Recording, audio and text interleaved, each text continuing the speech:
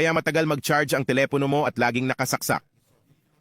Ayaw ito malaman ng mga technician dahil gusto nilang bumili ka ng bagong baterya.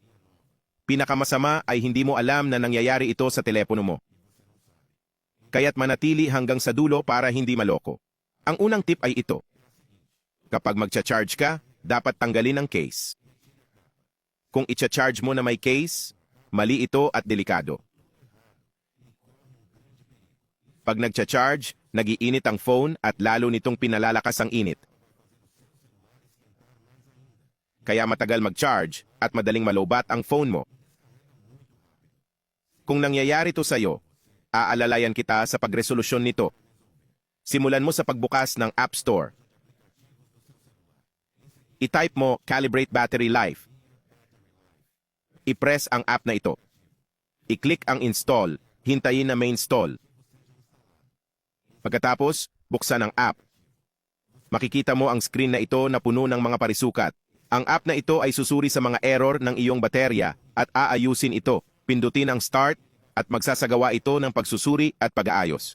Pagkatapos, pindutin ang OK. Ngayon, ikabit ang charger sa iyong telepono at gawin ang pagsusuri at pag-aayos ng mga sira sa baterya. Sa koneksyon ng charger, aayusin nito ang mga problema sa pag-charge na babalik sa normal na pag-charge ng iyong telepono.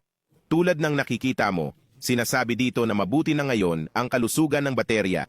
Sa ganitong paraan, hindi na init ang iyong telepono at tatagal ang kanyang charge ng mas matagal.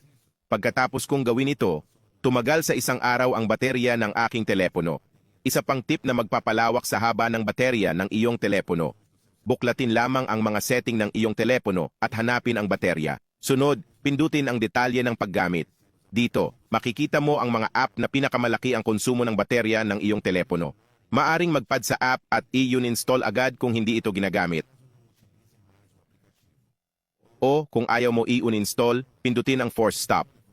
Sa ganitong paraan, hindi na magagalaw ng app ang phone habang hindi ito ginagamit. Ano ang naisip mo sa mga tip na ito? Kung nakatulong ang mga tip na ito, iwanan mo dito sa mga komento. Kung napanood mo ito, magkomento ka. Sa bahay ko na lang gagawin. Sa ganoong paraan, malalaman kung sino ang nanood ng buong video. Ang pagbati ngayon ay para kay Iracy Santos, galing sa Salvador, Bahia, Alison Santos, mula sa Panambi, Rio Grande do Sul, at Jose Paulo, mula sa Brasilandia, sa São Paulo. Maraming salamat sa pagsubaybay at pagkomento sa mga video. Kung gusto mo ng espesyal na pagbati sa susunod na video, magkomento ka kung saan ka nanonood.